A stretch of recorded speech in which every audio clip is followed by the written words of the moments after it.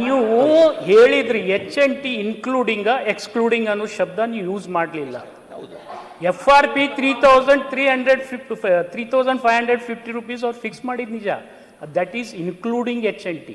Excluding HNT ಆದರೆ ಎಷ್ಟಾಗ್ತದೆ recovery percentage ಮೇಲೆ ಗೊತ್ತಾಗ್ತದೆ ನಿಮಗೆ. ಅದು ವೇರಿಯಸ್ ಆಗ್ತದೆ, 9.2, 9.5, 10, 10.25 ಅದು ಎಲ್ಲ ನಿರಾಣಿಯವ್ರಿಗೆ ಗೊತ್ತಿದೆ. ಆದರೆ ಇದೇ ನಿರಾಣಿಯವರು ಅಮಿತ್ ಶಾ ಪತ್ರ ಕೊಟ್ಟು ಬಂದಿದ್ದಾರೆ ಮೊನ್ನೆ ಬಿಹಾರ್ನಲ್ಲಿ ಹೋಗಿ, ನಾವು ಯಾವ ಕಾರ್ಖಾನೆ ನಡ್ಸೋಕ್ಕಾಗೋದಿಲ್ಲ ಅಂತೇಳಿ ಅವರೇ CM ಮುಂದೆ ಕೈ ಜೋಡಿಸಿ ನೀವೇ ತಗೊಳ್ಳಿ ಅಂತ ಹೇಳಿದ್ರು ಕಾರ್ಖಾನೆ. ಇದು ಪತ್ರಿಕೆಯಲ್ಲಿ ಕೂಡ ಬಂದಿದೆ. ಅದು ಒಂದ್ ನಿಮಿಷ ನಾನು ಹೇಳ್ತೀನಿ. ಅಷ್ಟು ಕಾರ್ಖಾನೆ ಮಿಕ್ಸ್ ಮಾಡಿ ನಡ್ಸಕ್ಕೆ ಚಾಲನೆಯನ್ನು ಕೊಟ್ಟು ಬಂದಿದ್ದಾರೆ. ಇಲ್ಲ, ಚಾಲನೆ ಇಲ್ಲಪ್ಪ, ಇದನ್ನ ಕಾರ್ಖಾನೆಗಳು ನಡೆಸೋದು ಕಷ್ಟ ಆಗ್ತಾ ಇದೆ ಕರ್ನಾಟಕದಲ್ಲಿ. ಕೇಂದ್ರ ಸರ್ಕಾರ ನಮ್ಮ ನೆರವಿಗೆ ಬರಬೇಕು ಅನೇಕ ವಿಷಯದಲ್ಲಿ ಅಂತೇಳಿ ಒಂದು ಮನವಿ ಅವರೇ ರೈಟಿಂಗ್ ನಲ್ಲಿ ಕೊಟ್ಟಿರೋದು. ನಾಳೆ ನಾನು ಡಿಸ್ಕ್ಲೋಸ್ ಮಾಡ್ತೀನಿ ಇಲ್ಲಿ. ಆದ್ರೆ ವಾಸ್ತವಿಕ ಸತ್ಯ ಏನಿದೆ ಅಷ್ಟೇ ರೆಕಾರ್ಡಿಗೆ ಹೋಗ್ಲಿ, ಸುಳ್ಳು ಇರ್ತಕ್ಕಂಥದ್ದು ಹೋಗ್ಬಾರ್ದು. ಈಗ ನಾನು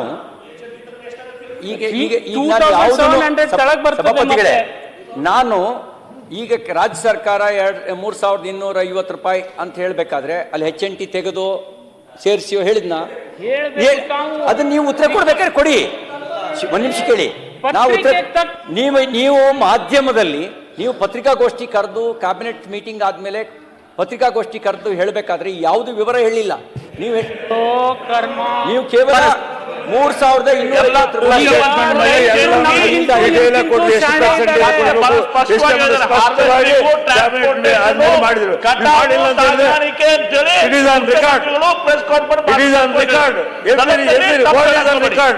ಇಲ್ಲ. ಅದು ನಮ್ಮೆಲ್ಲರಿಗಿಂತಲೂ ಇನ್ಕ್ಲೂಡಿಂಗ್ HNT ಆದ್ರೆ, ಎಕ್ಸ್ಕ್ಲೂಡಿಂಗ್ HNT ಆದಲ್ಲೇ ಅವರು ಹಾರ ಹಾಕಿ ಸನ್ಮಾನ ಮಾಡಿ ಅವ್ರ ಸ್ಟ್ರೈಕ್ ಅನ್ನ ಕಾಲ್ ಆಫ್ ಮಾಡಿದ್ರು. ಅದನ್ನ ನೀವು ತಿಳ್ಕೊಳ್ಬೇಕು. ಈಗ ಸ್ಟ್ರೈಕ್ ಅನ್ನು ಕಾಲ್ ಆಫ್ ಮಾಡಿದ್ರು, ಅದಾದ ನಂತರ ಮತ್ತೆ ಸ್ಟ್ರೈಕ್ ಮುಂದುವರಿತು. ಕಬ್ಬು ಬೆಳೆಗೆ ಬೆಂಕಿ ಹಾಕಿದ್ರು. ಅದಾದ್ಮೇಲೆ ನೀವು ಡಿಕ್ಲೇರ್ ಆದ್ಮೇಲೆ ವರದಿಯಾಗಿರ್ತಕ್ಕಂಥದ್ದು. ಕ್ಲಾರಿಫಿಕೇಶನ್ ನಾಳೆ ಕೊಡ್ತೀನಿ, ನೀವು ಹೋಗಿ ಏನ್ ಹೇಳ್ತೀರಿ ಹೇಳಿ. ನೋಡಿ ಸಭಾಪತಿಗಳೇ, ಈಗ ಅವರು ನೋಟ್ ಮಾಡಿಕೊಂಡು ಸಮಾಧಾನ ಚಿತ್ತರಾಗಿ ಒಂದೊಂದಕ್ಕೂ ಕೂಡ ಉತ್ತರ ಕೊಡೋಕ್ಕೆ ಸರ್ಕಾರಕ್ಕೆ ಅವಕಾಶ ಇದೆ. ಅಂತಿಮವಾಗಿ ಉತ್ತರ ಕೊಡಬೇಕಾಗಿರೋ ಸರ್ಕಾರವೇ. ಹಾಗಾಗಿ ನನ್ನ ವಿನಂತಿ ಇದೆ ತಮ್ಮ ಮೂಲಕ, ಅವ್ರು ನೋಟ್ ಮಾಡ್ಕೊಳ್ಳಿ. ಪದೇ ಪದೇ ಡಿಸ್ಟರ್ಬ್ ಮಾಡಿದ್ರೆ ನಾನೇನು ಯೋಚನೆ ಮಾಡ್ಕೊಂಡು ಬಂದಿರ್ತೀವಿ ಅದು ಉತ್ತರ ಕೊಡುವಾಗ ನೀವು ಕುತ್ಕೊಳ್ಳಿ, ಈಗ ಕೇಳಿಸ್ಕೊಳ್ಳಿ, ಎದ್ದೋಗ್ಬೇಡಿ ಉತ್ತರ ಕೊಡೋ ಟೈಮಲ್ಲಿ. ಇನ್ನೊಂದು ಈಗ ನೀರಾವರಿ ಯೋಜನೆ ಮುಂಚೆನೇ ನಾನು ಉಲ್ಲೇಖ ಮಾಡಿದೆ. ಕೃಷ್ಣಾ ಮೇಲ್ದಂಡೆ ಯೋಜನೆ, ಕಳಸಾ ಬಂಡೂರಿ, ಅಪ್ಪರ್ ಭದ್ರಾ ಮೇಲ್ದಂಡೆ ಯೋಜನೆ, ಹಾಗೆಯೇ ಎತ್ತಿನಹೊಳೆ ಯೋಜನೆ.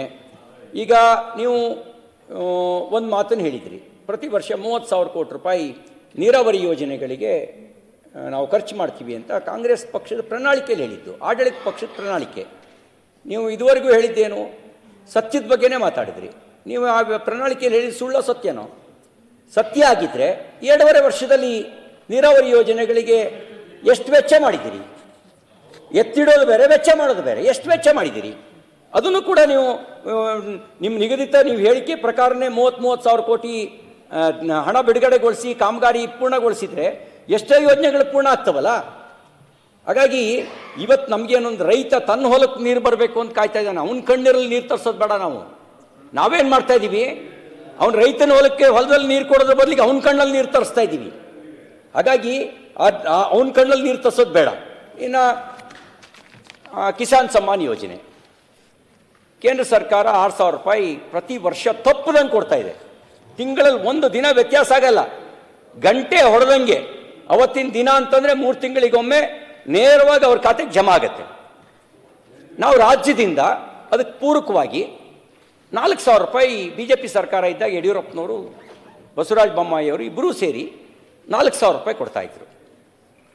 ಅದನ್ನು ಮುಂದುವರಿಸಿದ್ರೆ ಅಥವಾ ಅದಕ್ಕೆ ಇನ್ನೊಂದು 2,000 ಸೇರಿಸ್ಕೊಟ್ಟಿದ್ರೆ, BJP ಸರ್ಕಾರ 4 ಕೊಡ್ತಾ ಇದ್ದಾರೆ, ನಾವು 6 ಕೊಡ್ತೀವಿ ಅಂತ ಹೇಳಿದರೆ ಕ್ರೆಡಿಟ್ ಯಾರಿಗೆ ಹೋಗ್ತಿತ್ತು?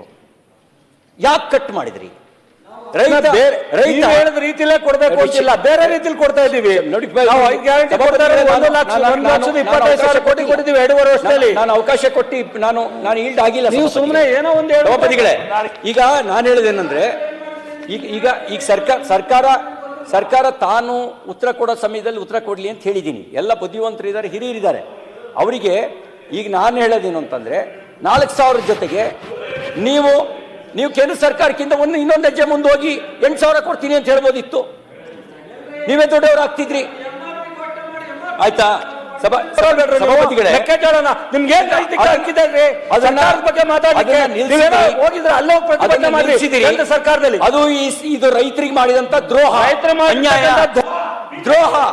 ಈ ದ್ರೋಹ ಅನ್ಯಾಯ ಇವತ್ತು ಏನ್ ಮಾಡ್ತಾ ಇದ್ದೀವಿ? ದ್ರೋಹ ಅನ್ಯಾಯ ಬರಗಾಲದಲ್ಲಿ ನಿರೀಕ್ಷೆ ಮಾಡಿರಲಿಲ್ಲ. ಸುಪ್ರೀಂ ಕೋರ್ಟ್ ಅಲ್ಲಿ ತಂದಿದ್ದೀವಿ, ಸುಪ್ರೀಂ ಕೋರ್ಟ್ ಅಲ್ಲಿ ತಂದಿದ್ದೀವಿ.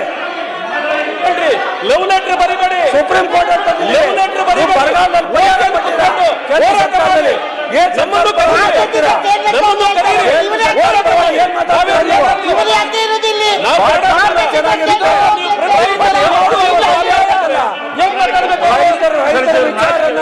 ನೀವು ಹೇಳಿ ರೈತರ ವಿಚಾರನ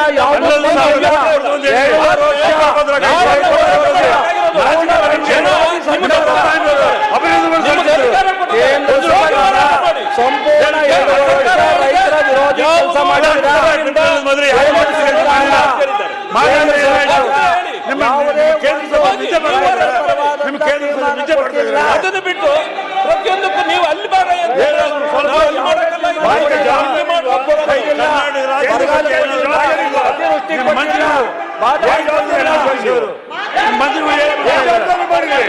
ಅಪ್ಪರ್ ಭದ್ರ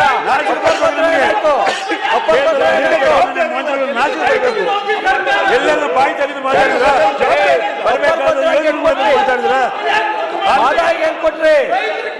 ಅಪ್ಪರ್ ಭದ್ರಾಗೆ ಅನೌನ್ಸ್ ಮಾಡಿ ಕೊಟ್ರಿ. ಬರಗಾಲಕ್ಕೆ 3,450 ಕೋಟಿ ಏನಾಯ್ತು?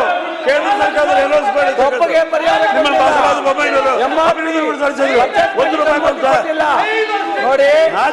ಮಾತಾಡ್ಲಿಕ್ಕೆ ನಾಚಿಕೆ ಆಗ್ಬೇಕು. ಬಿಜೆಪಿ ಕೇಂದ್ರ ಸರ್ಕಾರದ ನೀತಿಗೆ ನಾಚಿಕೆ ಆಗಬೇಕು. ನಿಮಗೆ ನಾಚಿಕೆ ಮಾತಾಡ್ಲಿಕ್ಕೆ ನಿಮ್ಗೆ